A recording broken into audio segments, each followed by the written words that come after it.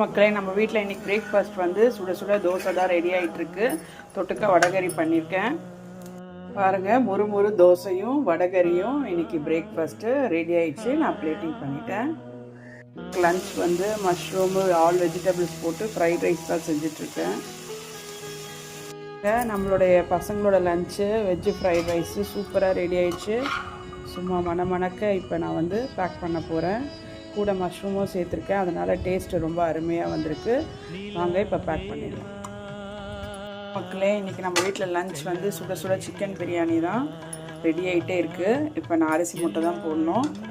பிரியாணி செம்ம ஃபாஸ்ட்டாக ரெடி ஆகிட்டுருக்கு.